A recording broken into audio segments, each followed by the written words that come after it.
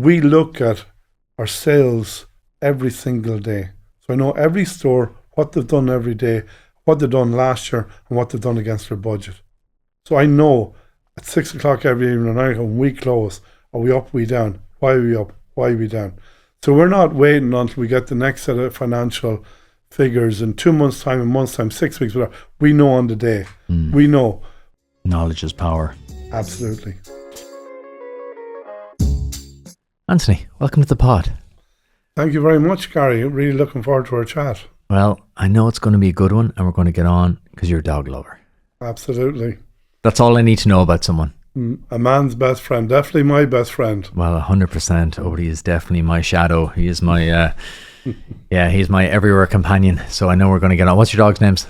So Bev and Alice. Bev and Alice. Very genteel, very royal names. Beautiful, beautiful. Bev is a 13-year-old golden retriever. So from the minute I get up in the morning, she sits outside my bedroom. I come out, she's waiting for me. And she follows me around if I'm in the house all day. Wherever I'm going, she's beside me.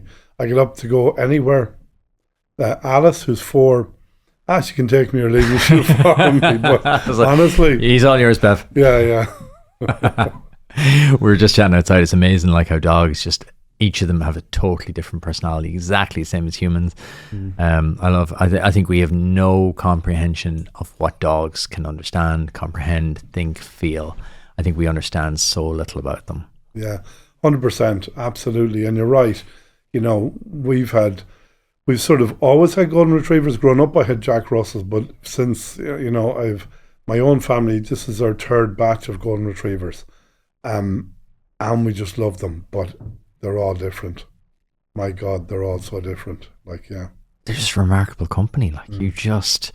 I chat away to Odie when I'm working at home. He's under my desk or he's to my right and I'm talking away to him all day. And he has his rhythm, he has his routine, gets to a certain point in the morning, he's like, right, break time, walk time. And I'll, like clockwork, and they say, oh, dogs can't tell the time. They bloody well can.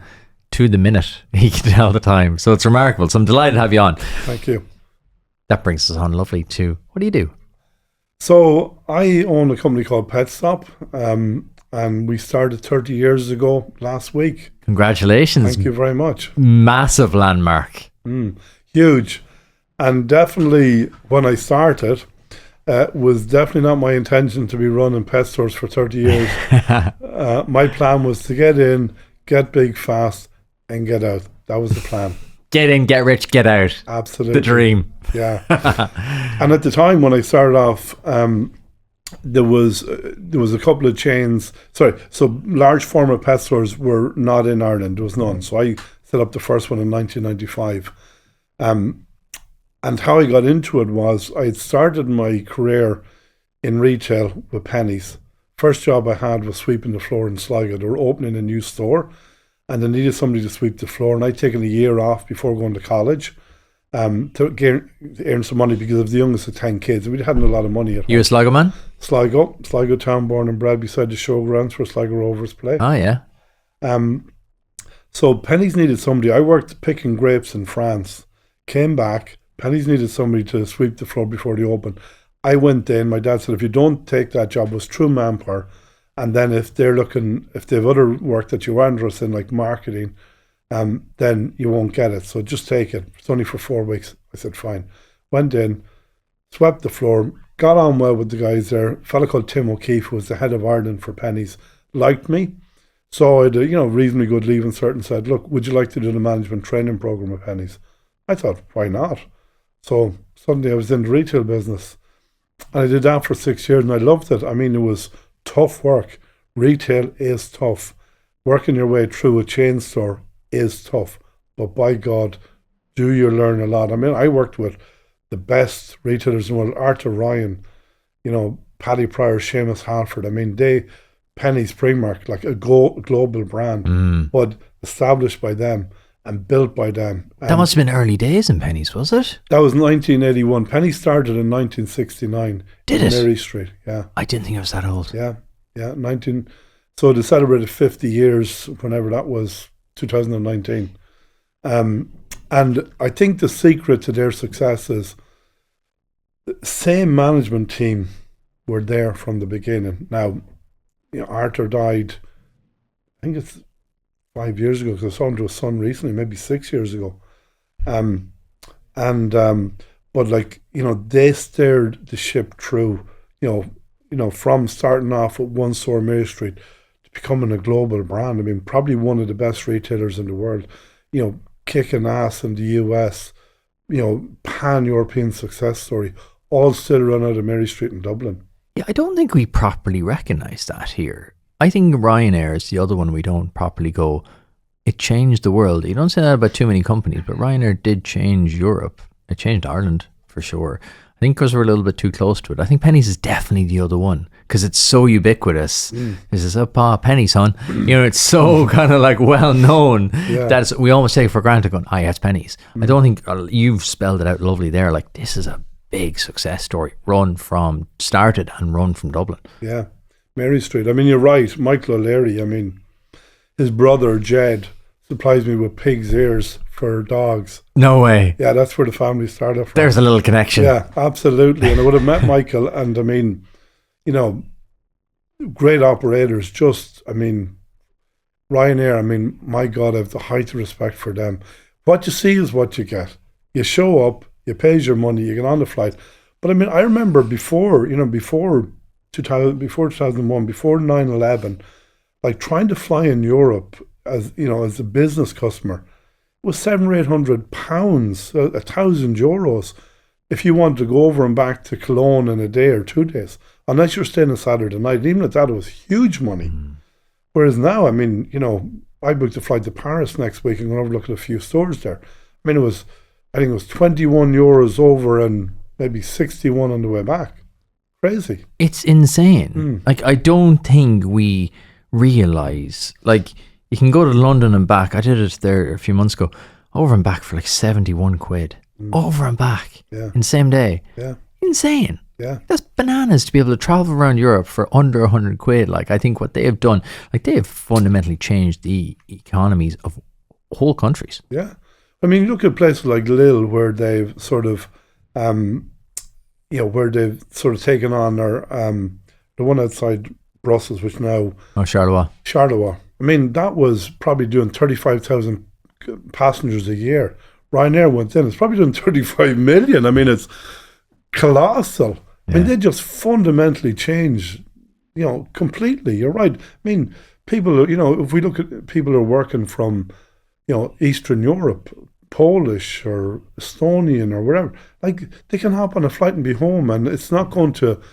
it's not a king's ransom. They're not going to have to mortgage their house to go away to go back home. It's phenomenal. Well, really. it's very, exactly. You make a perfect point there. It's before people might get home once a year, or home at Christmas maybe, whereas now it's like you literally could do it every second week or whatever. So it's phenomenal. So Penneys, you did that for 6 years, and up through the management ranks there. Really enjoyed it. I mean, it was tough going. I mean, like, some days was 7 days a week. I mean, I remember... The last place I worked there was Nuckrove, and that was a new concept store for Penneys. So I opened a number of new stores for them. That's what I did. But Nuckrove was a new concept, and it sort of laid the foundations for how they look today now, shop in shops, etc., which didn't have back then.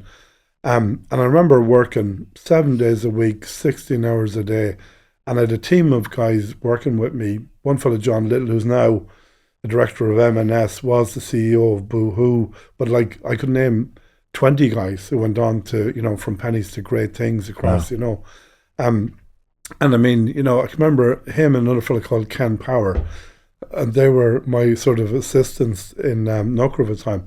I dropped them to the Dart. One lived in Sandymount and the other one lived in Bray. I dropped them to Dart about 10:30, 11 o'clock. They get the Dart home. I collect them at 7:30 in the morning and be back into work for 8:30 in Nuckrove. I mean, it was crazy. But we were young, and it was fun, and it was exciting. I mean, people wouldn't do that now. I mean, it was lunacy, but it was great fun. And I mean, what about a knowledge base? Oh my God, unreal. Incredible grounding. Like, we talk about apprenticeships a lot in this podcast. I think there's just such power in like those trainee programs and things like that, because there's only so much you learn from a book. Yeah. You learn more in 6 months, 9 months, 12 months shadowing someone like you than you will in 4 years. Oh no, I mean, look, like I'm still friends with most of those guys in Penneys. You know what I mean? I could go into, like it was down in Tralee, we opened a new store in Tralee maybe 4 years ago. And the manager of Penneys in Tralee, when I worked in Penneys, which was nearly 40 years ago, 35 years ago, right? There's a fellow called John Carlin. Now, I hadn't seen him in 25 years, hadn't spoken in 25 years. I just went into Penneys in Tralee and I said, would John Carlin be here? He said, oh yeah, no problem. So the girl called, John. Out he comes, walking down the road, as if I just, Auntie, how are you getting on? As if I'd seen him yesterday. Way. I mean, that's wild. But you could do that anywhere in Penneys. I mean, it was just, the camaraderie, like, it's just phenomenal. And Arthur Ryan, who, like, was a legend in the retail business, you know. I mean, I'd meet him regularly, meet him in an airport, or meet him in a hotel, or I'd meet him in a football match.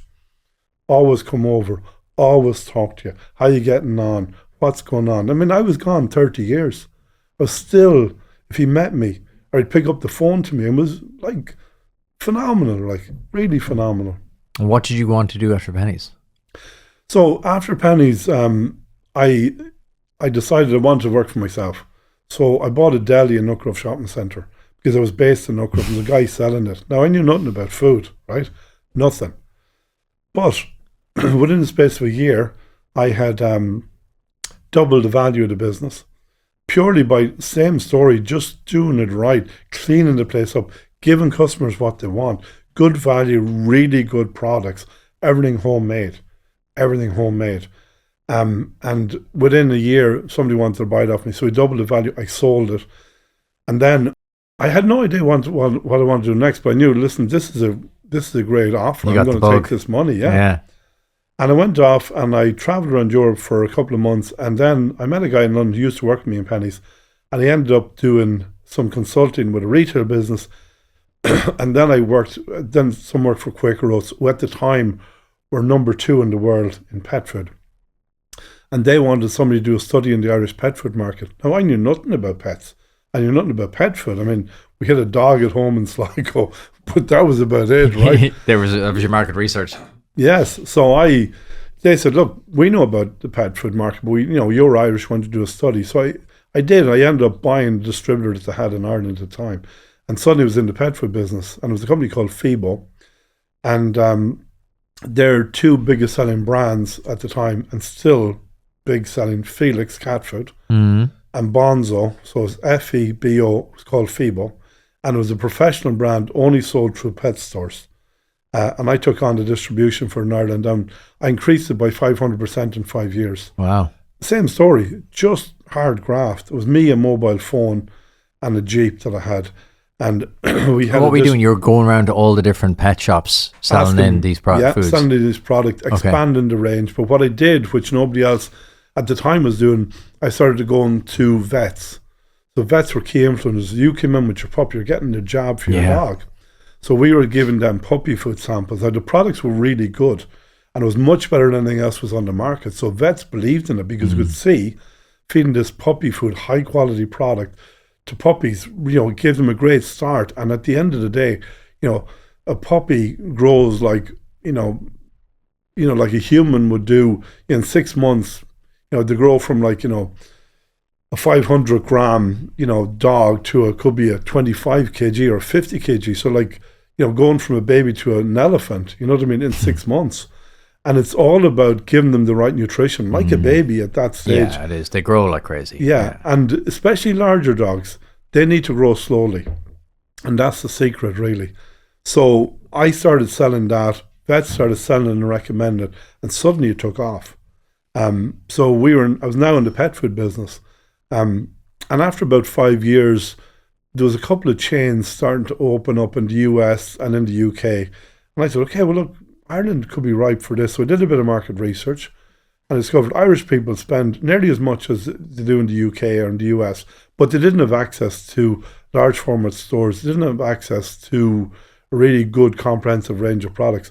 So on the back of that, I found a Petstop, and that was May 2nd, 1995. That's when we opened our first store in Sandyford in Dublin. Sandyford. Where was the store? In Sandyford Industrial, beside Woody's. Oh yeah, okay. Oh yeah, I know it. Yeah, yeah. And my competitor, Maxis, who are there now, funny enough. No way.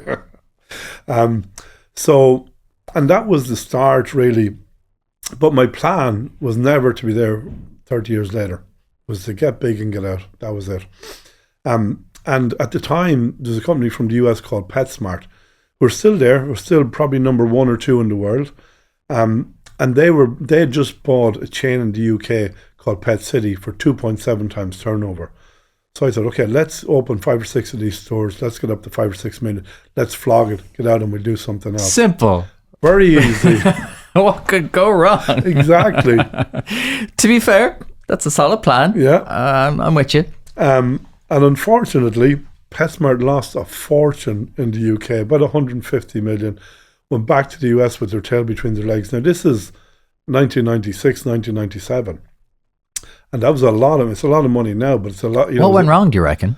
Well, they just sort of opened the stores like retail space in the US, right? If you're not in like Fifth Avenue or, in Union Square in San Francisco, it's cheap because they have so much land. Yeah.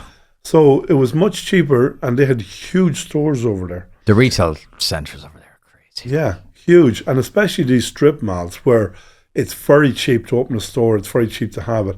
And they were then opening in the UK where, like, for instance, people complain about rates in Ireland. I mean, your rates in the UK are 50% of your rent. So it's a huge amount of money. Someone only explained this to me last week. I was chatting to an Irish company. They're expanding like crazy in the UK. And they're like, to be honest, we'd be going 10 times faster if it wasn't for the rates. Yeah. And they only explained it to me. So explain it to people who aren't familiar with the UK market. Because I think a lot of Irish brands go, just go to the UK. But it's hidden things like this. So what is it? So it is like, so say for instance, say you've got a store and say in Wexford town and the rent is 120 grand a year. The rates might be 20. Now, hopefully Wexford County Council aren't listening to this, right? Or Dublin City County Council. But, so I'm paying, say, 20 grand a year, maybe 15 in Wexford. I'm not sure exactly what we're paying. Maybe 10. But if that was the UK, I'd be paying 60 grand. 60. Difference. So yeah, huge difference, really. And, that's the cost that PetSmart hadn't taken into consideration, but also the stores were too big. And they were just the format didn't work for the UK. They were just ahead of the UK market.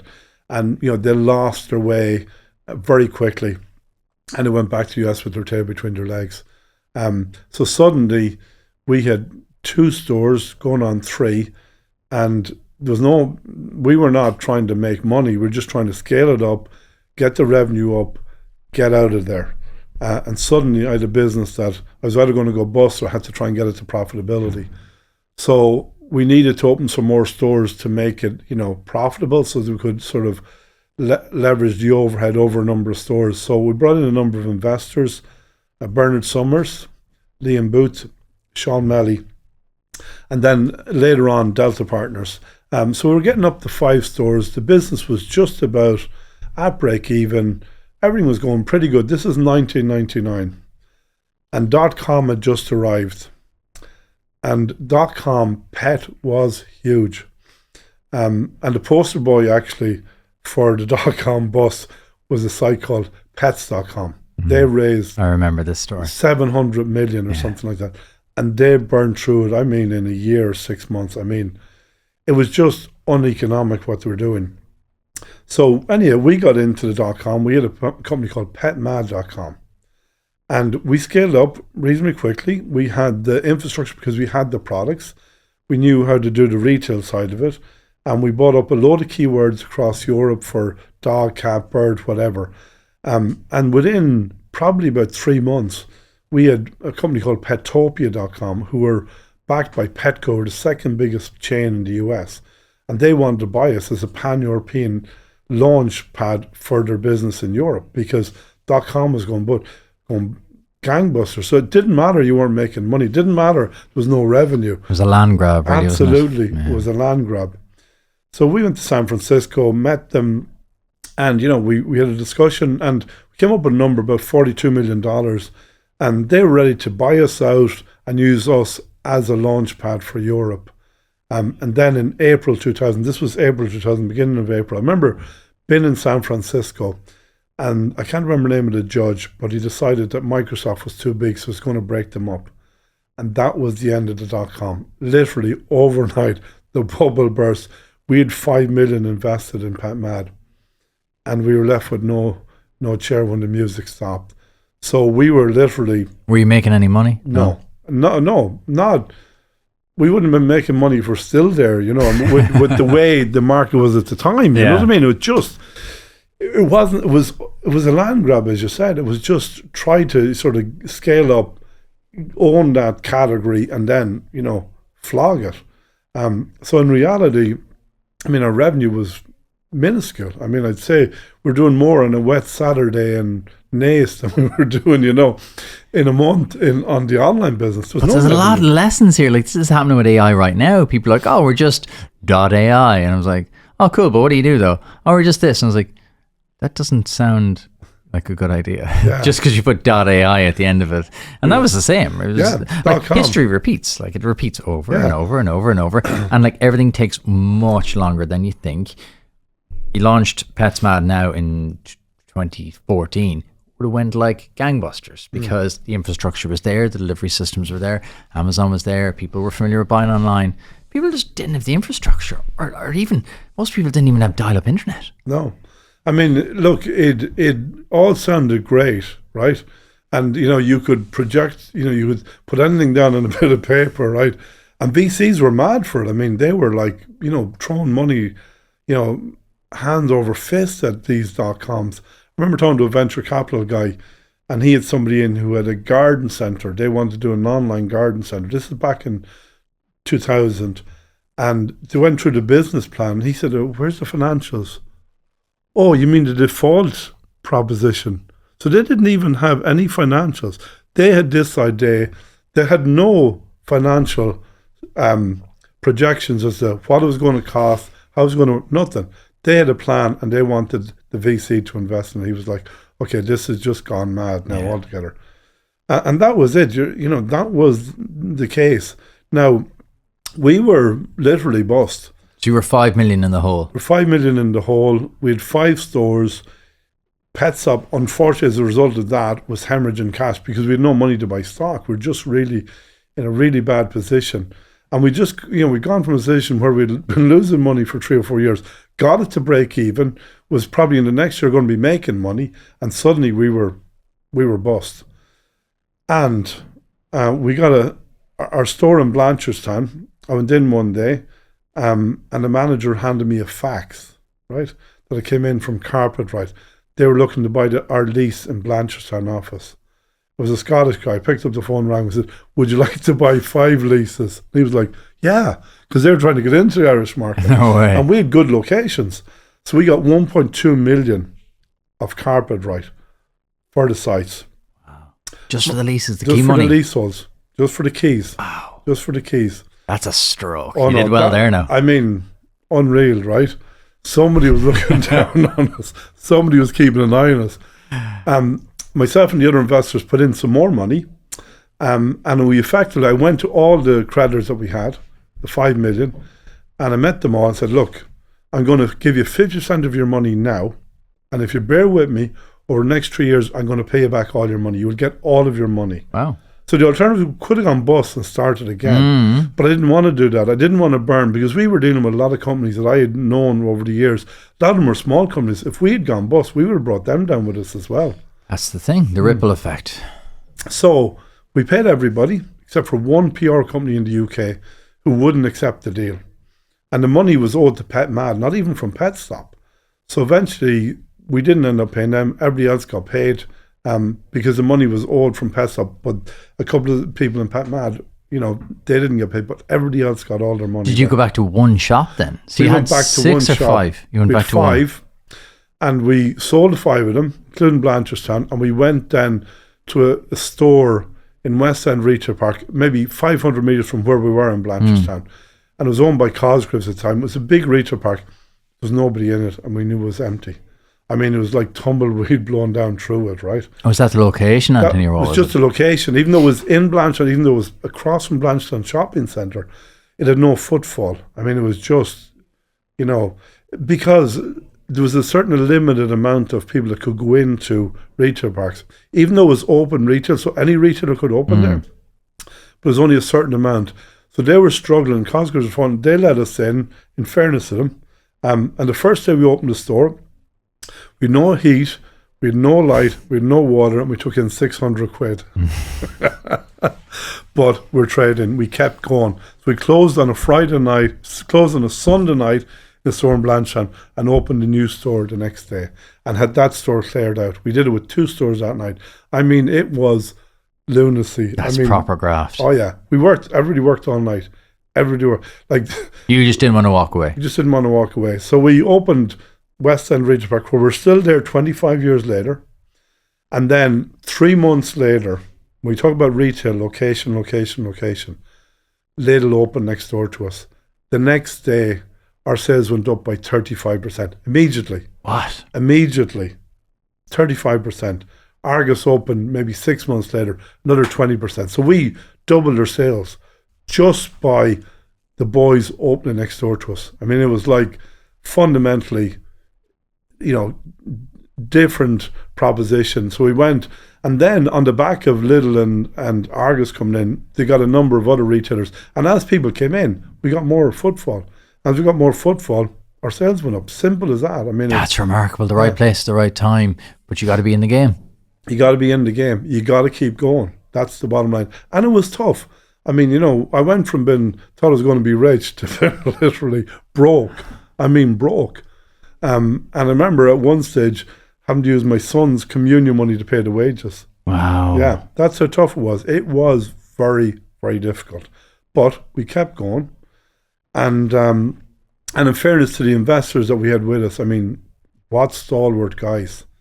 And the proud thing, 30 years later, we were out last Friday night, myself, Bernard Summers, and Liam Booth. Unfortunately, Sean Melly, who was one of the investors, isn't with us anymore. Sean passed away a couple of years ago. But we're still friends 30 years later. And on this Friday night, I'm going out with John Delaney as well, one of the other directors, who's still a very good friend of mine. So we're going out this Friday night with Shea Garvey and John Delaney. So we're still 30 years later. The boys lost money, but we're still friends. But over the next number of years, as we pulled ourselves out of the hole, I bought the investors back out of the business. I didn't give them all their money back, but they got a good few quid back. You know what I mean? But we stayed friends. I'd still meet the lads on a regular basis 30 years later. And that, to me, is very important. That's remarkable. I think that's a testament, really, to your character. That says everything, really. Because I think the world is small, and the world of business is even smaller. And I always say this to people. I was like, just treat people well on the way up, because you'll meet them on the way down and on the way back up again. Like, good people stay in the game. People are always like asking me, going, I've interviewed like hundreds and hundreds of people. It's like, what's the defining characteristics? And I was like, well, integrity is definitely one of them. They're able to, because the good ones are able to stay in the game, and they're able to stay in the game with a reputation. Yeah. It's everything. Yeah. My biggest achievement, I think, really, is I still have the same team of people working with me. I have people, Suzanne McAvoy, Shirley Lynch, Damien Rooney, and Grace, and I could keep going. Like, Shirley and Suzanne are with me 29 years. 29 years. That's insane. As we often said, to be out, if they murdered somebody, to be out of jail. They'd be out a couple of times. Yeah. They could have done it and gone back in, done another one and gone back in again. I mean, that's remarkable. Phenomenal. Absolutely true. Thick and thin, true. Unbelievably tough times. And they stuck with me, you know what I mean? And, they've seen, 3 children, they've seen them grown up, they know them. I mean, it's, cool. It's incredible. And now their children are working in the business. You know what I mean? Suzanne has 4 children. Shirley has 2. Suzanne's 4 children have worked in the business. 3, 1 is too young. And Shirley's daughter's working there. Her son is too young. But we've had, through that, Damien Kane, his daughter's worked through. So we have multi-generational people working in the business now, which is very proud, really, to be honest with you. But that's remarkable. It's so interesting. I sat down with Lorraine Heskin earlier today, And the overlap between your stories is remarkable. That she has people with her like since she started. Like that's so rare these days. And the pride in her voice, having these people with her on that time and providing a pathway. She said, like, you know, some people started like literally sweeping the floor, and now they're like head chefs. They started sweeping the floor. Now they're managers. They started head chefs. Now they're operations directors. That's incredible. Like that's what I think business should be anyway. Is that like that you invest in people and people invest in you then? Yeah, I mean, like Shirley started as a part-time member of staff in Tala, came in and knew nothing about animals and was interviewed on the floor by John Delaney. I said, what you know about hamsters? And we signed up. Hamsters are nocturnal animals, you know, read the sign, got the job and started. And, you know, she runs all her stores. I mean, she's a remarkable woman. I mean, you know, we've a flat organisation. It's not top down, it's bottom up. They tell me what we're doing and I agree with them. I got my ass kicked. You know, at the end of the day, we're all going in one direction. And yes, I will make the ultimate decision, but I will absolutely take their advice 99 times out of 100. Now, sometimes, you know, I'll say, no, we're not doing that. We're going to do something different. Sometimes it works out well. Sometimes it doesn't. But we're all going in the one direction. And, you know, we visit all the stores in Dublin every week and down the country once a month. We're talking to the staff. We're talking to customers. So you personally go and visit the stores every week? Yes, all the Dublin ones. Why do you do that? Because that's what it's all about. It's all about the stores. It's all about the customers. I mean, you know, sitting back in your head office or wherever you are, I mean, you know, you can think, you know, it's like an echo chamber. You're talking to the same people. You're telling them the same stories. You're looking at the data. Exactly. Data is very hard to understand sometimes. You get out. You know, you're getting it from the horse's mouth. What's going right? What's not going right? What's selling? What's not selling? What are people looking for? What do we not have? We have none of that colour. Why not? What's going on? I mean, none of this is rocket science, but it's about doing the basics. But like I learned that from Penneys. Arthur Ryan was out in the stores. He was the chairman. He was out. Seamus Halford, they were out in the stores looking. I mean, I remember like with some phenomenal people, a fellow called Brian Cray, who was head of menswear. I remember him going into a store and he went through every product, colour and size. If you're out of 15.5 white or blue shirt, you were dead. If you didn't have a, you know, so he knew, he could look through this, you know, literally, I mean, he could look into your soul. Brilliant guy, but he was there to help you. I mean, you got your ass kicked if you weren't doing your job right, but he knew every detail about the business, you know what I mean? And he knew he was in the store. So if you had ordered the stock and it hadn't come in, he'd be on to the buyer, where is it? You know, but he knew, so you knew what the best sellers were. You knew you had 15.5 white and blue shirt, you know, a 34B bra for a woman. You knew, you know, a kiddie sock. I still remember them. I was just going to say, this is later. remarkable. It comes to the tip of your tongue because obviously you had that muscle memory. Every week you had to be on top of this. Yeah. But it's wonderful when you get to talk to people who are they just know their business inside out. I love when I talk to founders and they just know, they're like this. Like, that's remarkable because you have to be in it. I interviewed Pádraig O'Cady, who started Air Aaron, or he bought Air Aaron, and he said something remarkable to me. It was actually off air. We met for a coffee and it was actually off air. He was telling me about his daily routine. He used to be up at 4 on the first flight to Dublin at 5. He'd be in Dublin Airport at his office at 5:30. I was like, why did you fly to Dublin? And he's like, you need to smell the aviation fluid or the aviation fuel. You need to smell it, Gary. If you're too far from it, you don't know what's going on. Yeah. And it just stuck with me. Because like any great entrepreneur I talk to, like yourself, they're just immersed in it. And it's when you see people drift away from the business, that's when things go wrong. It takes courage and belief in yourself and your business idea to take the step to set up your own business. In the early stages, entrepreneurship can be a lonely road, even through milestone moments. Deciding to commit the idea you've been mulling over, learning, growing and developing your skills, building a team to help you along the way, and preparing to launch into new markets. Enterprise Ireland is there for all of those startup moments.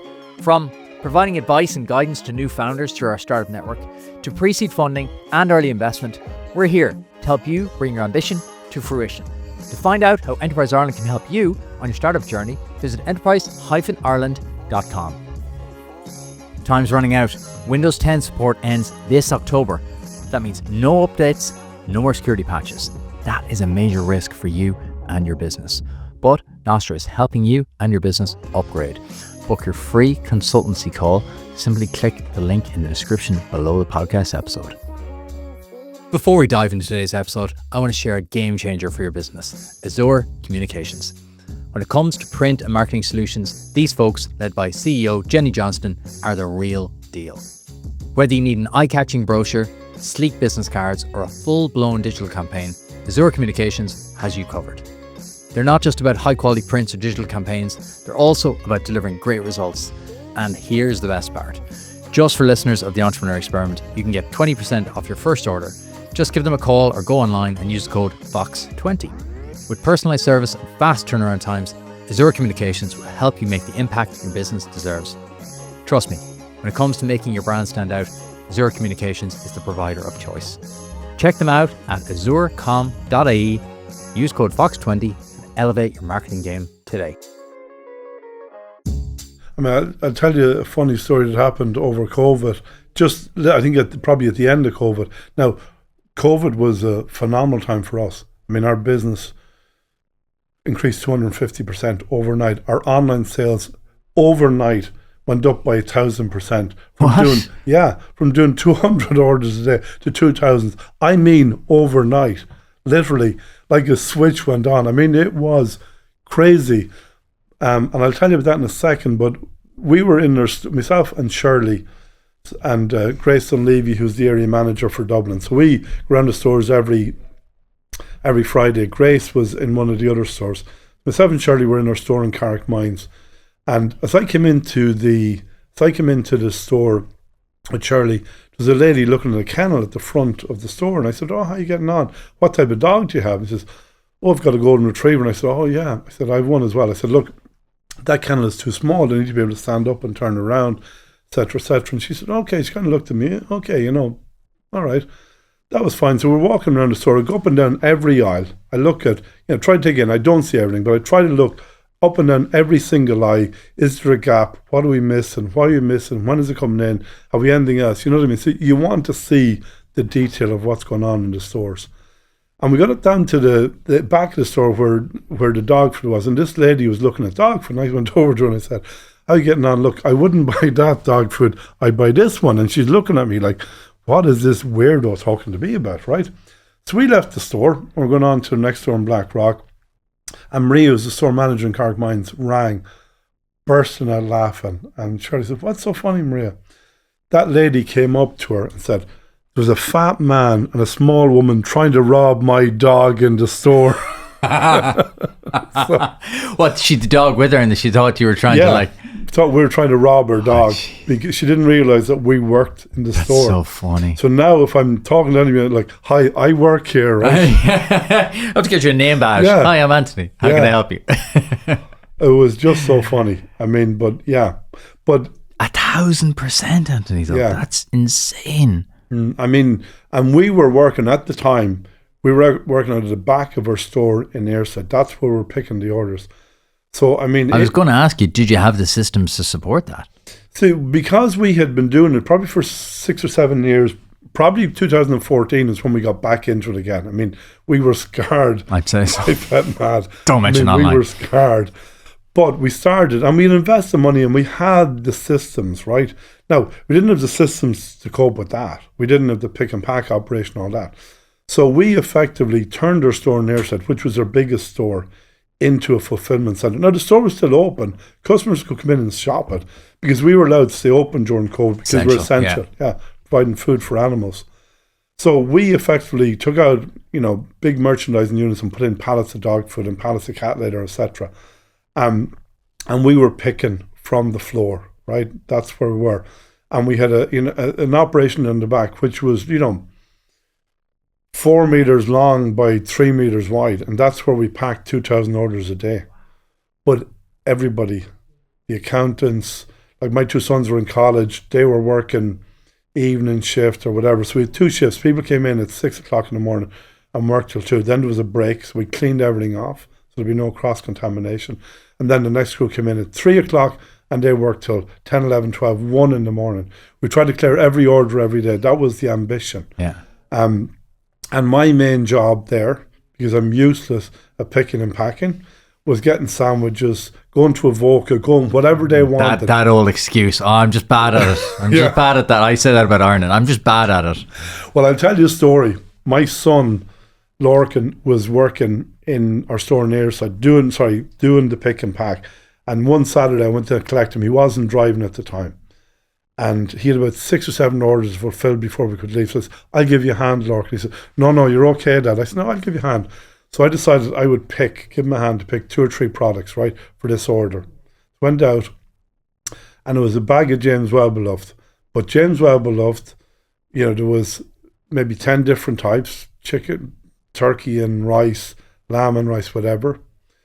This was James Well-Beloved, turkey and rice, grain-free, or probably wasn't grain-free, it was turkey and rice, but, 200 gram, but there was a 12 and a 10 and a 6 and a 2. The 400 gram pack, right? I got it wrong. So he was checking, Dad, that's wrong. Oh no, just leave it, will you please? So I'm suddenly looking, okay, I can't pick one order. These guys are picking 2,000 orders a day. It's phenomenal. So, 2,000 orders a day. And we had no picking points. We do now. It's all set up lovely, and we've developed our own system, our own software system for picking and pack. We moved to a new central warehouse, etc. after, just sort of on, I think, 2020, around October 2020. Now, I did get a bit of a lucky stare because my daughter, Marcella, was living in Taiwan at the time.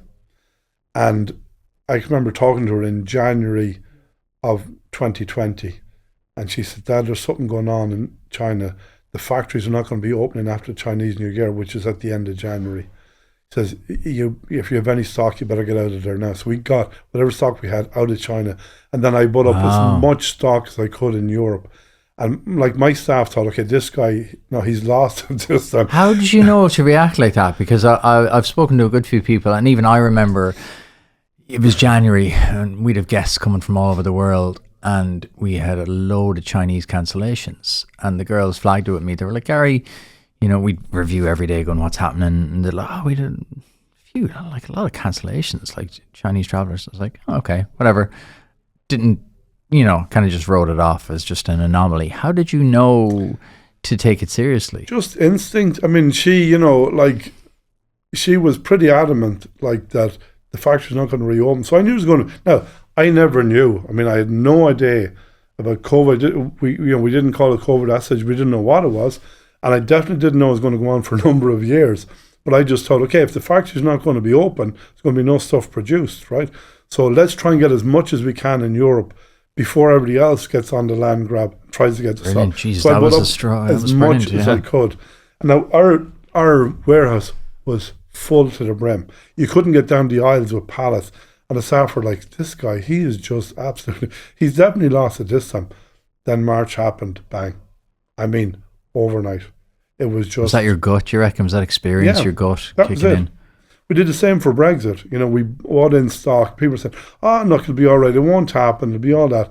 And we didn't for the previous, it's going to happen on the 1st of June. It's going to happen on the 1st of July. But for the January when Brexit happened, we bought up loads of stock out of the UK. Huge amount. Again, same story. Filled our warehouse with stock. Tesco, Marks and Spencer's, nobody had stock. We had stock. Again, I just thought, what's the worst case scenario? We might have 6 months stock and 3 months, instead of 3 months. Yeah, we're going to sell it. Most of it is not perishable. Most of it we can sell on, whether it takes 6 months or 9 months, we'll sell it. But the old saying in Penneys, Arthur Ryan's old saying was, better to be looking at than looking for. You can't sell empty space. That's the bottom line. Experience on it. It's the old traditional ways of doing things like this still apply. The fundamentals. I literally sent that in a voice note to a friend of mine who's building a business in London. I was like, man, just forget everything about AI and tech and just go back to the fundamentals of human psychology.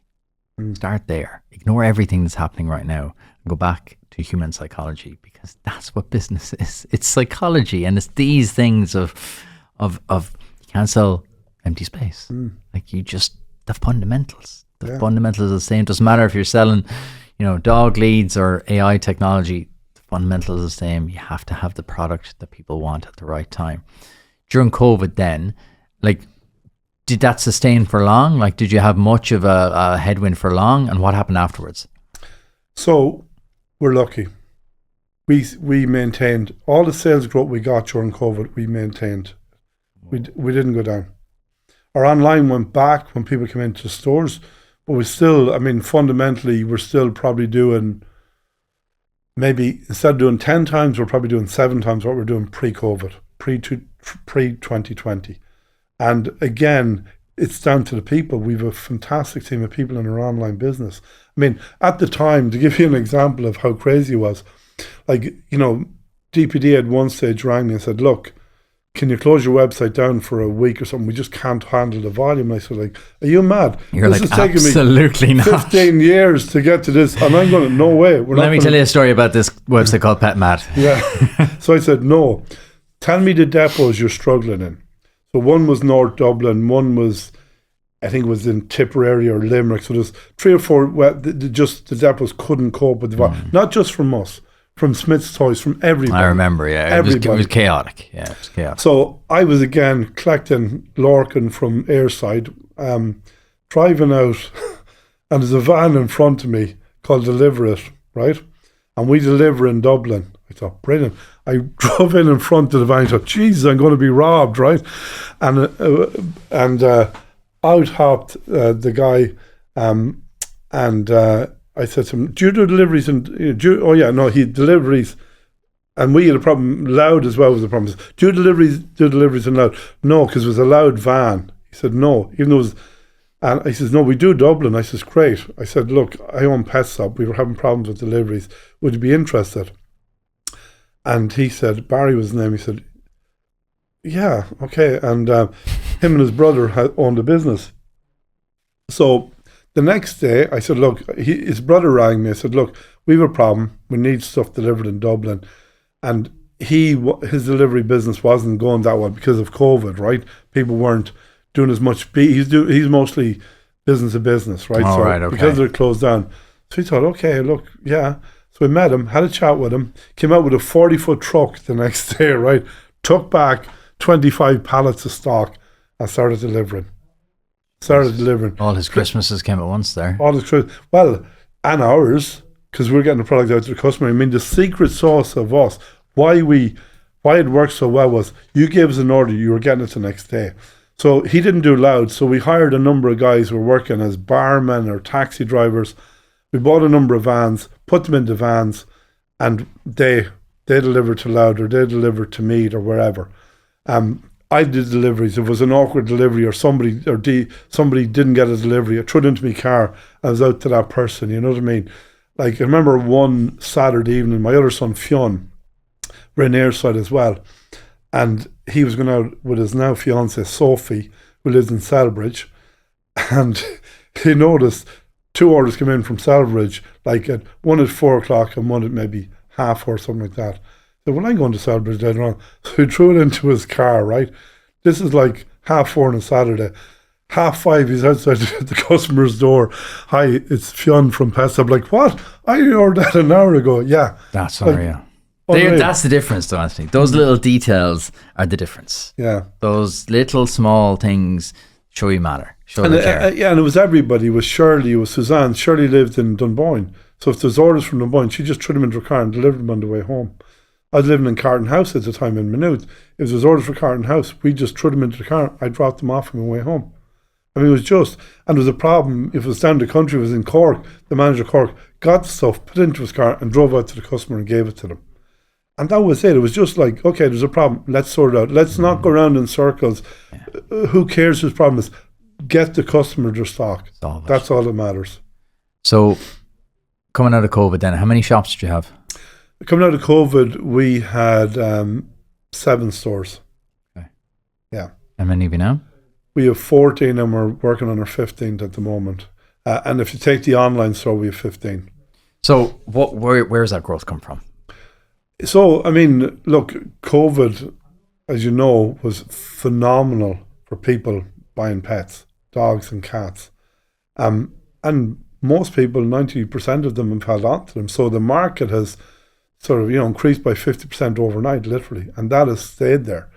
And I suppose we're a local Irish business. We understand the Irish market, and we didn't have the financial, because it's funded by me, so we didn't have the financial part to keep opening stores and stores and stores. So as we got the extra revenue from COVID, we reinvested every penny. So last year we opened 5 stores. We wouldn't have had the resource to do that previously. Right. But 5 stores in a year, though. Yeah, Jeez, that's 5 huge. stores in a year, yeah. And we're looking at probably 2 or 3 this year, depending. It's all about sites. So last year, Iceland and Argus pulled out. So some good sites became available. So we took advantage of them. And as I said, it's a bit like the story in Blanchetown. It's location, location, location. You're in the right location, you're going to do the money. You're in the wrong location, it's going to be hard work. What's the right location for you? It's probably, so we have a number of stores near Dunn's. I mean, Dunn's, what a phenomenal retailer. I mean, what a job Margaret Heffernan and Anne and Sharon have done. I mean, unreal. I mean, such a phenomenal success up against, massive international competition, and they're wiping the floor with everybody because, again, they know the market. So we opened our latest store is in Rathmines, and it's beside Dunn's, and it's absolutely going gangbusters. From the minute we open the doors, it's flying. So a big part of your success is like adjacent to something else that's driving good footfall. Absolutely. Lidl, Aldi, Dunn's, good retailers. And it's not, we did market research early on, and we were spending a lot of money on marketing at the time. And, how did you find us? We just happened to go by the door. I mean, it wasn't, you had an ad in the Irish Times, or you did, Google search. We were walking by we were going to Woody's in Sandyford, and we saw your shop, and we went in. That was it. So it is location, location, location. So what's the plan? Because obviously you've expanded rapidly. What was your thinking? Because obviously in the early days it was like get in, get big, get out. How has that changed? What's your mentality now? Now, I mean, now I love the business. I mean, I we've been offered, private equity, a number of other retailers come in and try to buy us for, ridiculous amounts of money. I mean, when I sit back sometimes, when I've looked at the offers that we've turned down, I get a little bit scared because I'm thinking, is this a bit like, the record producer who said, no, the Beatles, bands with guitars are gone, right? Will I wake up one morning and say, like, that was a really stupid idea? I don't think people are ever going to stop having pets. I hope not. I hope you're right, Gary. No, I don't. Really do. I think there's certain truisms, right? There's certain things you can look at and go, I don't think so. Like, COVID is a great accelerator. But I just think they're so fundamental to our lives now. No, 100%. The global pet retail market by 2030 is going to be 500 billion. Wow. It's 500 million in Ireland and expanding. This year we'll do probably circa 40 million. So probably in the next couple of years we'll own 10% of the market in Ireland out of a small number of stores. Now that's up against big supermarkets. That's up against multinational corporations. Like our main competition is a company called MaxiZoo, who turn over 4 billion a year and have 2,500 stores across Europe. Oh my God. And we're competing with them in Ireland very, very successfully. We're probably doing over twice the turnover per store that they're doing. Because again, we're close to the market. We know the market, we understand it, and we're living it every single day. We're on it. That's why I love having people like you on, because I don't think people would. It's a testament to you, but I think I love being able to highlight this because I think people wouldn't look at Petstop and go, oh, they're Irish, because it's so slick. It's a great brand. It looks so slick. It's well run. You kind of just assume that's a big store, and it is a big store. But in an international sense, when you say 2,000 stores and stuff, that's insane. And you're not only competing, you're beating them here in the home market. What would be the end goal for you? If I could wave a wand here now and go, right, Anthony, we're going to do this in the next 5 to 10 years, what would you want? So I suppose one thing, it's a testament to me, but it's a testament to the team of people, really. That's the bottom line. It is all about the people. You know what I mean? They're kicking my ass. They're the ones that are, you know what I mean? If we're not doing something right. So like our latest store is rat minds. And most of the design work and execution of that done by a lady called Katie McDonough, who started off as a part-timer with us, merchandising stores in Airside, sitting on the floor, putting out dog chews, etc. And she's come up to ranks quickly, but she is a powerhouse. I mean, she does a lot of branding for us. Well, no formal training in that. Is a dog trainer originally, right? But I mean, she has got a phenomenal eye. Phenomenal. And working with Shirley and Grace and Sophie on social media, it's all about the people. It's all about the people. And I suppose, where are we now? I mean, I suppose the good thing is my son is going to join us in October. He's travelling at the moment, Fionn, and he's going to come in. He's nearly qualified as an accountant. Hopefully he'll get his final exams at some stage.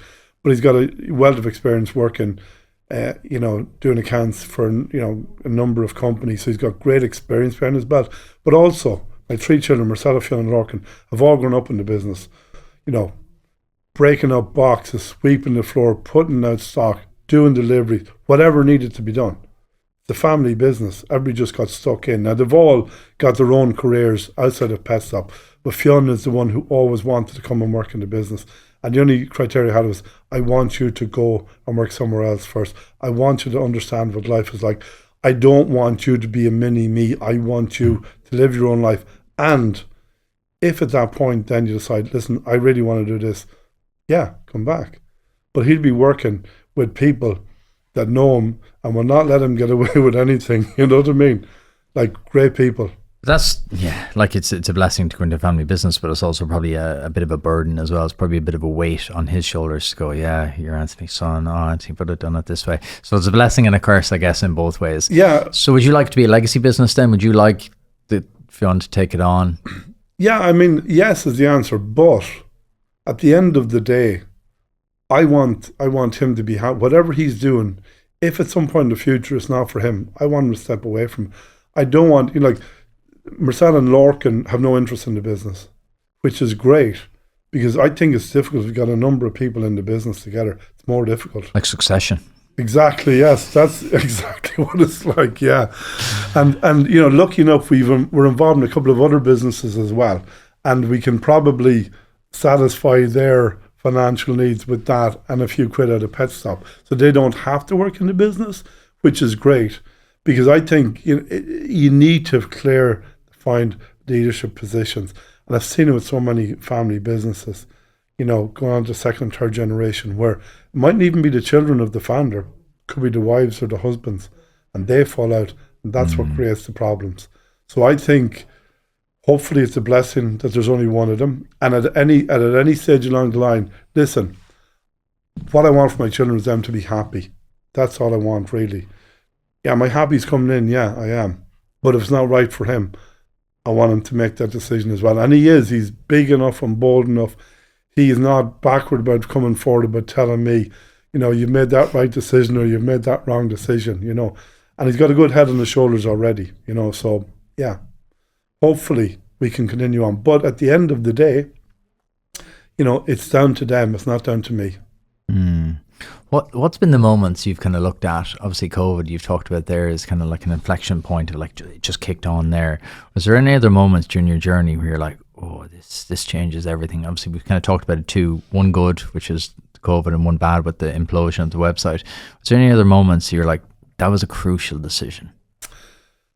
Probably we launched a number of our own brands sort of over the last couple of years. One is Nador, which is the Irish for nature. Made in Ireland, really high quality product, local manufacturer, local ingredients.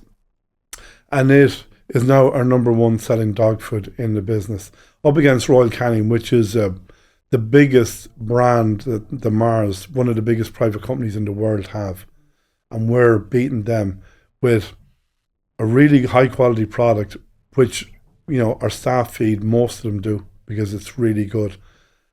We have no website. Our point of sale is crap for it, right? To my disgrace. But the product speaks for itself.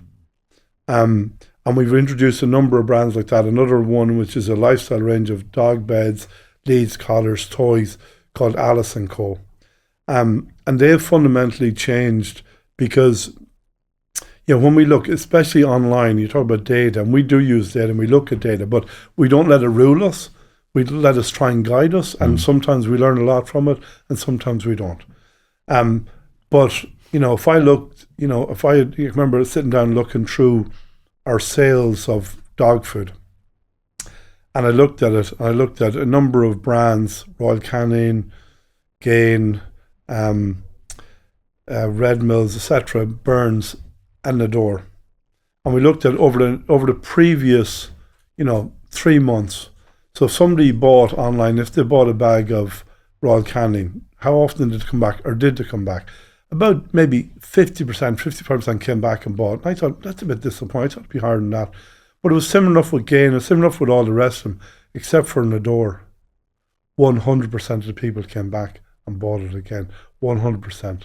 So it meant the loyalty is there. One, it's our own brand. They can only buy it from us, right? So if they're happy with it, they've got to come back to us.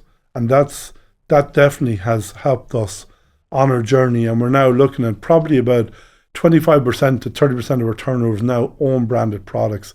Clover, Wild. Clover is another product made in Arklow for us in County Wicklow. It's dog treats.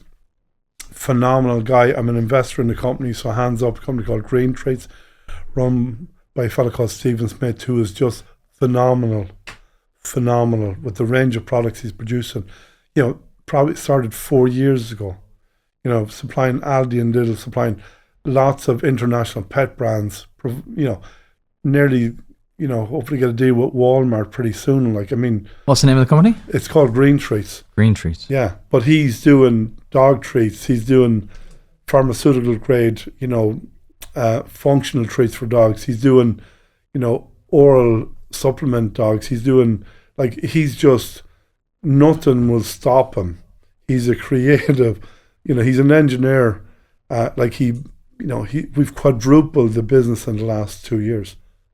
We've moved from a small factory, a couple of 1,000 square feet, to a big former pharmaceutical grade factory. And we've outgrown it already in 2 years. Do you do investing outside of Petstop? Yeah, I've been an investor in a number of businesses. It's always people. I've been an investor in a number of software businesses. I don't have a laptop. You don't have a laptop? I don't have a laptop. I use an iPad, right? Okay, close enough.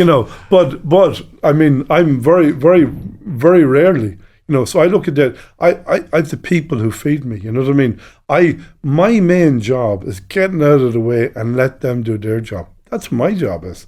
Give them the resource, let them at it, because they're going to do a much better job than I'm ever going to do. I interviewed Ray Nolan this year at a conference, and he's so blunt. I love him. And he goes, Gary, CEO's only job, set the vision, make decisions, get the fuck out of there. Yeah. And I was like, there's certain things just stick in your brain. It's like the Podigo Katie story, the aviation fuel. Set the vision, make decisions, get out of there. He's like, if the CEO has the hands on the tools, he goes, that's a red flag. Oh, yeah. He's like, get out of that business because it's going down if they have the hands on the tools, if they're picking the orders. Yeah. And it was a great insight because, it's obvious but contrarian in the same point is that, people like to, I'll just do it myself, blah, blah, blah. It's funny you said that about the laptop. I was the same guy I was voicing on this morning. I said, look, you got to kind of think differently. Gen Z are coming up. I said, most of them won't have a laptop. I said, most of them probably do it with their phone. I was like, there's a trend you could look at, as in, I'd love to know how many 15-year-olds now use laptops. I'd say it's very small. I'd say they're either on an iPad or their phone. It's like, that's a change in consumer behavior, right? Yeah. So okay, investing. Talk to me about this. When you say it's all about people, what does that mean, though? So if I look at a number of the investments that I've done over the years, and there hasn't been a huge number. It's been a small enough number. One was with a company called Retail Integration, run by a fellow called Dermot McCarthy. We used the REPOS systems to power our stores, right? And I invested in Germany, got into a bit of trouble going back 1996 or maybe it was 2000 or something like that. But fundamentally, the business was solid. They went into the UK market, it didn't work out, and they burned a load of money. and it nearly broke the business, and he needed a certain amount of money to keep it going. And but fundamentally, the business was solid. I mean, the product is phenomenal. I put in money into him, and I mean, I got multiples of my money back. I mean, we're still good friends. Like, I'm dealing with him since 1996, so nearly 30 years as well. And, you know, we still have a chat. I was at his son's wedding down in Dromoland Castle there recently. You know, he rang me the other day to congratulate me on the 30 years in business. We meet up for lunch regularly. And, you know, he sold out of retail integration. He bought me out after a number of years. I did very, very well. Multiples of my investment, you know, along the way, multiples. But it was him. I mean, fundamentally, it was him. Him and the team of people he's worked with, and Paul Doyle and a number of other guys there. Paul Clark, just, you know, phenomenal guys. You know, Green Street is another case in point. We had been dealing with Stephen Smith and his brother Darren, and they had started the business, and it was, you know, small, and they were, you know, tough enough during COVID, etc. And we went along, and eventually, because we were busy trying to design a range of treats that we wanted to have in store under our own brand, and we came up with the Clover, and Stephen came up with the design, because the stick is designed like, if you look at it, it's like a clover leaf, right? That's what it looks like. We came up with the name Clover, you know, which resonates with a lot of Irish people. Yeah. And that was, you know, we dealt with him, and I found him a really straightforward, you know, again, this is what we want to do, you know, within 24, 36 hours of back. Okay, this is what we can do. Here's the price. You know, this is, you know, what you can, you know, this is, we're going to pack it, we're going to do this, we're going to do that. Done. Made life unbelievably simple for us. He wanted to expand his business. He knew I had a lot of international contacts because I'm in this business 30 years. He knew I had a lot of experience in selling pet food, obviously from a retail and from a B2B point of view. So he thought, okay, look, I think I can get on with Anthony. He's a straightforward type of guy. What you see is what you get. So we sat down, hammered out a deal. We put the money in. He quadrupled the business. I mean, what more can you ask for? It's a good deal. No, it's a great Everyone deal. wins. Yeah. But that's it. Everyone wins. That's the beauty of business. Now, having said that, you know, I've invested in other businesses that haven't been so successful. But I've been lucky. Most of them I've put money into have worked. Most of them. We always talk about what's changed and what's changing and trends and blah, blah, blah, blah, blah. This is hot and blah, blah, blah. What hasn't changed in 30 years? What fundamentals of business have not changed since you started? People. It's all about people. I mean, that hasn't changed. You know what I mean? Like, it's still about, you know, as I said to you, going back to Penneys, 50 years old. It's about walking the floor. It's about finding out fundamentally, you know what I mean, what's going on in the store. That's what it's all about. You know, same with online. You know, we look at our online sales, we try and track stuff, you know. We were spending about $8,000 a week on Google last year. And at the end of December, I said, we're not spending any more money. Now, not Google, Meta, the whole online piece, right? And my marketing guys and my online guys like, you can't. No, you can't. You can't do this. We're doing it. I said, if it's a failure, it's my failure. I take ownership of it. So we're now 5 months into that. We haven't spent any money with them. And our sales are pretty much line ball with last year. Yeah. And, you know, will we ever go back? We probably will. But we'll go back in a much more project-orientated way. You know, so we're now, again, what we're doing is we're contacting our customers. We're looking at, you know, who hasn't bought from us in the last while. We're reaching out to them. But we're fundamentally trying to do the basics. So it is all, I mean, retail is detail. Location. So it's people, it's location, and it's doing the simple things right. Making sure you have stock on the shelves. None of that has changed. It's probably, you know, maybe with logistics and with, you know, AI and with with our pick and pack operation much slicker. Everything is a location. You give in the order and it feeds the people around the warehouse with an iPad. All designed by us, designed by Dermot McCarthy. I mean, I was like 2020. I was driving home, but 2 days before Christmas. I normally meet Dermot from Retail Integration for lunch around Christmas. I said, Dermot, I can't meet you. I'm too busy. I said, would you know anybody who's got a good warehousing system? He said to me, I was thinking about that. I said, well, we could integrate with a repo system. I'll come in and see you. 8th of January, came in to see me. We sat down. He had the bones of a system, how it would operate. Within about another 4 or 5 weeks, we were using it, and going on whatever that is. 5 years later, it's a phenomenal system. It saves us so much money, so much time. Phenomenal, and it's been a game changer. And now, McElhenny's in Ballybuffet, phenomenal department store up there, phenomenal. McGurk's, you know what I mean? All these people are using it now because it's a great system. It's easy to use. And if you want something tweaked for your own business, Dermot will just do it for you, literally on the spot. Incredible urgency there, incredible speed of execution. I was asking Eamon, we're in baseline here, and I was asking Eamon about like what he looks for in great founders, because I love picking his brain, because he's really keen insight on things. He talks to founders every day, and I was like, what do you look for in a founder, and how quickly do you know they're going to be good? He's like, well, quickly, it depends. He's like, but how I know they're going to be good? One of the big things is speed of execution. He's like, how quickly do they act on things that we talk about?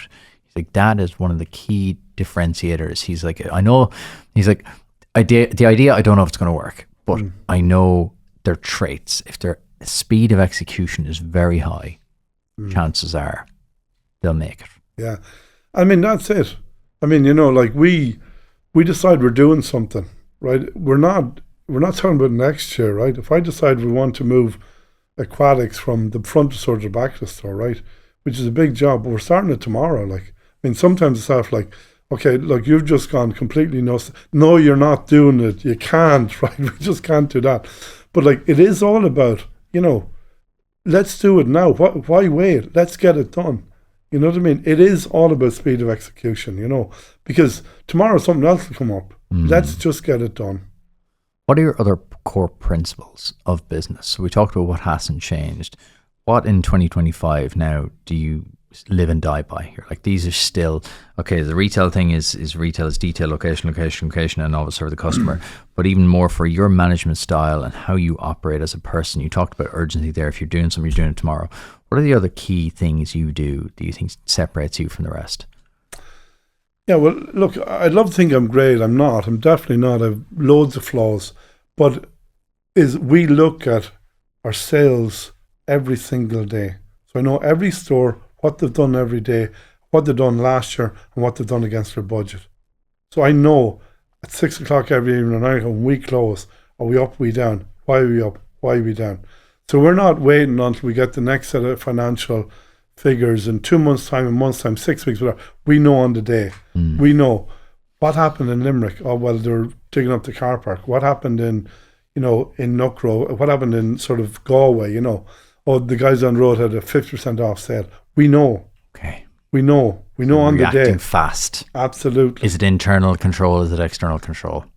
So it's internal. We know, and we're going to make it. We're going to make a decision and try and influence that. Either we do nothing, we do something, or whatever. But we're going to make sure we're executing on that. What's going on?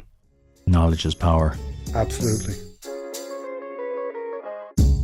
Enterprise Ireland helps to support and fund a vibrant startup ecosystem, providing supports, insights, and network connections to the most ambitious Irish startups. From expert advice to raising funding, exploring opportunities in international markets, to strategic planning, Enterprise Ireland is here to support you in those important startup moments. For more information about how Enterprise Ireland can support you on your startup journey, visit enterprise-ireland.com. Enterprise Ireland, helping Irish startups go global. We're going to do our quick fire round.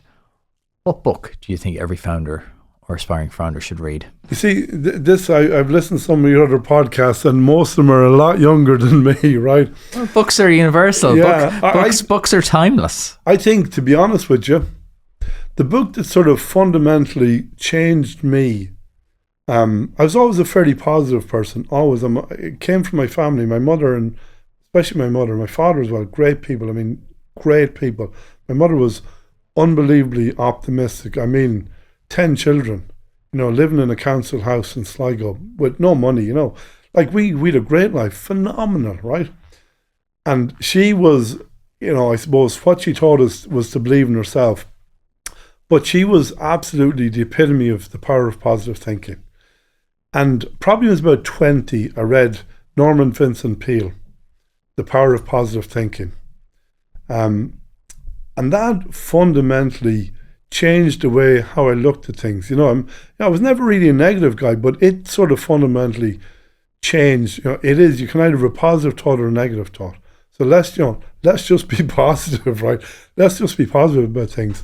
And I suppose the only sort of downside, if people look up Norman Vincent Peale now, they'll realise that he was the pastor that Donald Trump used to go to his masses in New York. So, I'm not advocating Donald Trump, but Norman Vincent Peale, that book he wrote, yeah, that fundamentally, for me, that's what, it gave me the power of positive thinking. And that changed things for me. I like that. It's definitely a first-time recommendation. I agree with that. I think whether you think you can or you think you can't, you're both right. Absolutely. I agree. What's been the price or the sacrifice you've made for your success? I suppose the sacrifice was, because again, times we worked 24 hours a day. I mean, it was rare, but I was away from home because I traveled the world looking for products, going to trade shows. So I missed out on some points of my children growing up. I can remember actually one time that sticks out of my mind. And my son, Fionn, Marcelo was probably about 4, 5, and Fionn was maybe 18 months old. I can remember being away in China for about 6 weeks and I came back, right? And he woke up in the middle of the night and went in and I lifted him out of his cot and he looked at me like, Jesus, it's you know what I mean? And like, I hadn't seen him in 6 weeks. I mean, it was difficult. That was tough, right? But that was the price that you paid, you know what I mean?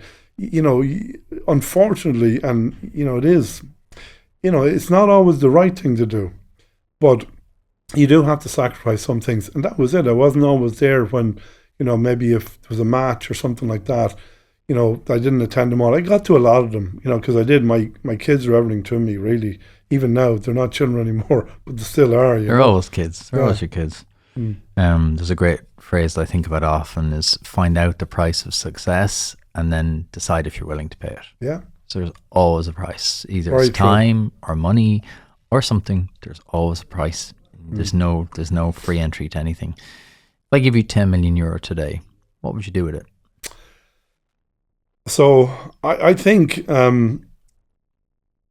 probably, and I mean, I haven't got a plan, but I think it would probably be either in the AI space, right? And we're working with a company called Galvia in Galway we use AI in our own business. We built our own large language model. Even though I'm not a computer expert or anything like that, I do surround myself with good people, which is the secret of it all. And they've built a large language model where, we've got millions of touch points for customers, people that come in the store, how often do they spend in there, what are they doing in the store, what are they looking at, how many come in or buying, you know what I mean? So we've got thousands of pieces of information on our customers, and trying to make sense of it is difficult. It's a huge amount of data. And AI, through Galvia, by building this, our own large language model, has helped us to make sense of this, given us, the dashboard, the insights into what's going on. And then we can make the decisions from that. So it's distilled down all this data into usable format, and we've worked closely with them. I met the guy, John Clancy, fabulous guy. I met him at a breakfast lunch that AIB had in town, and I'm not great at getting up in the morning, I'll be completely honest with you. I'm not up at... Not a morning person. I'm not, up at 4 a.m. to fly to Dublin. I'm not. Now I'm up.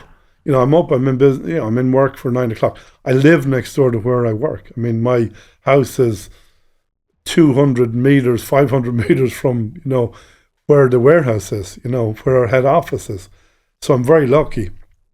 But it was like this thing was on 8 o'clock in the morning. I thought, oh, Jesus Christ, I'm going to have to get up at 6 o'clock or 7 o'clock, to get into this thing. So I didn't, as usual. I got up at about 7:30, was in for 8:30 or 8:45. And, sitting, lucky enough, it didn't start. It was only getting into the swing of things. I was sitting beside John, and he was talking about AI, and he was giving a talk. And I was very impressed by him. I'm very impressed by what he was talking about. And I said, look, let's meet up again. Let's have a chat. And we came back, thought, this is something definitely we could use, right? And he wasn't really dealing with SMEs at the time. So we met him, and we sat down, and he said, look, I'd love to get into this space. Like he was doing work with Nestle, he was doing work with University College Galway, he was doing work with a lot of big corporations, really big businesses, but nothing with SMEs. He said the difference between SMEs and large corporations takes them a year to make up their mind to do something. We met him within 2 weeks. We'd done a deal, shook hands. Now 6 months later, we're using the data. And it's again, just get out of the way and let them do their job. So AI, I think, is very powerful, and I think there's loads of opportunities. I think you're right. There's a lot of bullshit out there about AI, and people are, bluffers really. But if you get, if you pick the right people, that's the secret to it, really. That's the thing. It's just trying to pick the right people. It's like anything in business. But that was really interesting to hear how, because you hear so many like, it's an AI for this, it's an AI for that. I'm like, cool. Don't see the business use there. Whereas it's interesting to hear a business use whereby we're crunching, turning data to knowledge. I think that's the thing, because we're churning out so much data every day. Like we're all, like I'm wearing a Whoop, we've got our phone. Like you're generating so much data touch points. You're like, I don't know how to make sense of all this. Whereas it's interesting to see a big company using all the data they already have. You're not reinventing the wheel here. You're just taking everything you have and just making yourself smarter. Okay, I'm going to give you €1 million. You can invest it in one person or one company. Who are you investing in? I'd give it to my friend Stephen Smith in Green Treats, and we'd quadruple the business again from where we are. He's done a phenomenal job. He's done a phenomenal job. He's a phenomenal guy. He eats, breathes, and drinks the business. You know what I mean? In a great way. He's always innovating. He's always looking at new product development. Like he's going to Miami next week to meet some company that he's developed, a product for them that they want, a specific product. But they rang him probably, like, let's put it this way, if you met him today and you sat down with him, right? We have buyers coming over from the UK. He's got a tool making machine on site. So they said, listen, I want to make a dog treat in the shape of Donald Trump's head, right? He'll go downstairs while the boys are having lunch. He'll draw it up on the CAD machine. He'll print out that. He'll have a dog treat for them before they're going home. Proof of concept. Deal done. Again. Show me, don't tell me. Exactly. I say that all the time. I am very, very visual. Something I've only kind of learned to lean into in recent times. Like, just lean into the, show me, don't tell me. Yeah. Show me something. Show me an example of how that works. You're explaining it to me, and I kind of get it. But if you just show me something, if you show me a product or you show me this, I'm like, cool. And there's something just tangible, a tangible thing. Like, because you're dealing with a lot of companies out there, and like, you'll get back to you in 3 months' time. You know what I mean? So within 30 minutes, 40 minutes, an hour and a half, 2 hours, you're going home with it in your pocket. You've got it. You're going back and say, listen, lads, this is what we're going to be doing. Yeah. Because you're in that buying zone then. Absolutely. You're cool, brilliant. Yeah, deal done. 3 months' time, you'll have moved on to another idea. You will. You're the entrepreneur, and you'll be like, oh, look, something shiny over there. I'll go off and do this other project instead, but I'll allocate the budget there.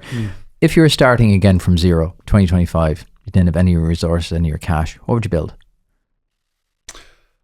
I think Petstop again. I really do. I mean, I love it. I mean, I know people talk like, oh, I love my business, but I do it. But it's the people. Like, I love the business. I mean, dogs, cats, animals. I mean, like, how could you not love them? Yeah, I mean, I come in from work. I come in from work, like, my children, like, so what, you know what I mean? And normally they don't. They will talk to me. But my dog, Bev, Alice, they're out wagging their tails. Oh, how are you getting on? What have you got for us today? Like, and they're the epitome of optimism. If I go into the fridge and open a piece of cheese, oh, that must be for us. Oh yeah, we love a bit of that. Thanks very much. They've indeed. definitely read The Power of Positive Thinking anyway. What do you believe that other people would find weird or strongly disagree with you on? That's a hard one, I'll be honest with you, because I don't know whether I do have. But maybe that I always get up every day and believe something good is going to happen. I honestly do. I know people say, oh God, it was this, it was that, whatever. But like, you can always get sidetracked by the stuff that's gone wrong, whatever. But you know what? Like, brush it aside. Let's get on. I always find something goes wrong. Oh, that's grand. Let's do something else. But that's grand. It didn't work out. Something happens. Grand. We know that didn't work. Right. Let's get on and do something. It is, to me, it's all about positive thinking. And not everybody has that, and not everybody believes it. But I always believe. If I did the lottery maybe a couple of times a month, somebody, it's 145, I'm going to win that. I'm going to into the shop to buy it. I did it last night. I did a bird. It's a weird story. Before we move on to that, I'm wearing, this is my daughter's little hairband, right? And I'm wearing this for May as an experiment of like, no complaining, no excuses. And I wear it as a visual symbolization of that, going, no complaining, no excuses. So I look at it every day for May, I go, no complaining, no excuses. Just a mindset reset. So it's funny. It's not funny. It's definitely serendipity that you're sitting in front of me today thinking that and saying that on the lotto thing. I'm with you. And I do it for a bird. Crap. I showed Ben yesterday. I was like, Ben, I thought someone threw paint on my car. A bird had just destroyed it. Yeah. And do you know what I did? I went, luck. Yeah. Because you're either go, no. Or I went, it's lucky. Yeah. And I went in, I did. No, I didn't win. But for 2 hours, I thought I was going to. Yeah. It was 140 million. I was like, right, what'll I do? I was like, right, I'll have to come in tomorrow and record these pods because otherwise people would know. Anthony's here, like, Ben's here, like, where's Gary? Yeah. No, a lot of us won. He must have won the 140 million. A lot of us won in Wicklow last night, though. Hold on a second. I use it as a visualization exercise. I drive my wife mad. I'm like, right, Lotto's 5 million tonight. What do we do? And she goes, you asked me this last week. Same answer. It's like, come on, let's visualize it. Come on, because I do believe I'm the same as you. You can get up every day. I believe everything compounds good and bad. Everything compounds, like tiny decisions compound good, tiny decisions compound bad. So it's never an immediate thing. What's been your worst investment?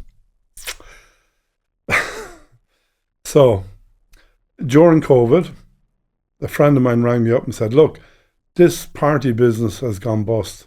They have £10 million worth of stock, right? 10 million, 1,200 pallets. You can buy it for, fraction. I'm talking percentages of what the original cost was, right? I said, well, I know about retail. I knew a little bit about party stores. I knew the products Amscan would be the number one in the world. And a lot of these products, I got the list Amscan, they're selling for, 10 euros, 20 euros, 30 euros. I was buying them for cents on the dollar. You know what I mean? Okay. 20 cents, I thought, buy this, we'll open a few party stores, we'll do the online business, and it's retail. What could go wrong? I know, you've called the right man. Yeah. I know retail. I'm the man. And Shirley, please don't buy it, don't buy it, don't buy it, don't buy it. No, I'm buying it. So £500,000 later, we're still looking at 1,199 pallets of party stuff. We opened a few stores, didn't work. We couldn't make a couple of reasons, but one was we're too busy trying to do our own work. We're just too busy. Focus on your knitting. I mean, it's no more complicated than that. Just do your own business. We will sell out. We'll get out of it. We'll get rid of it. We'll take a haircut. We'll probably lose $500,000 on it, which is, huge amount of money. Huge amount of money. And, that was a stupid. That was my worst investment. So if anyone wants to buy a thriving party business, contact the Entrepreneur Experiment and we'll set you on a commission fee. 100%. You're getting 50% of whatever I get. Done. That's a challenge. I love a challenge. Okay, that's a good answer. What's been your best investment then? I think so. Outside of Petstop or including Petstop? Outside, because we know Petstop's probably going to be your best investment. So outside, I'd say two of them. One is Green Treats, which is doing phenomenally well. Thanks to Stephen and Darren and Mahimet down there. They're just phenomenal people. And the second one was retail integration with Dermot McCarthy and Paul Doyle and Paul Clark. And, again, phenomenal, just great people, delivering a great product, a great service. I mean, a small Irish software business that literally Guinness Hop Store, Dublin Zoo, Vodafone, Meteor, 3, like they owned like Avoca hand weavers. Like they owned, we got into category and said, listen, what's unique about this? Okay, let's do it. Let's give them what they want. And ended up owning that category in the EPOS, in the retail, in the EPOS space, entry to point of sale. Phenomenal business. Like, but again, a great guy, but no messing. Wouldn't tell you, like, I mean, he used to sort of kill me sometimes. He'd never, if you said to him, listen, Dermot, could you hang black tape off the ceiling? No, you can't do that. You won't be able to do that. And then he'd come back to you, yeah, you probably can or whatever, but he'd never promise anything he couldn't deliver. Never. And I came across a huge amount of tech people over the years. Oh yeah, of course you can make the black stuff white. Of course you can do that. Can't. But Dermot would never promise anything he couldn't deliver. That's the secret. Say what you mean and mean what you say. What's your final piece of advice to every founder or aspiring founder listening? Believe in yourself.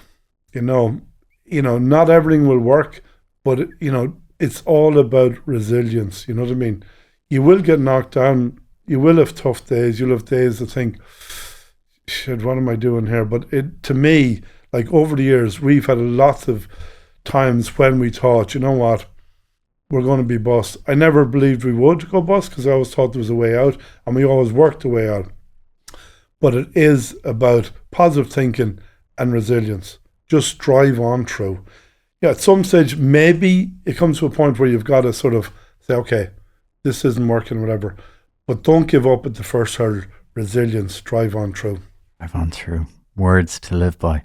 Anthony, that has been an absolute pleasure. Thank you so much. Where can people either buy something cool online or learn more about yourself?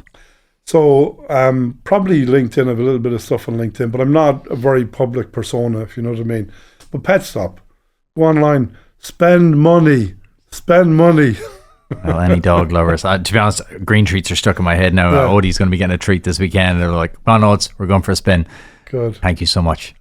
Thank you, Gary. It's been my pleasure. Absolute pleasure.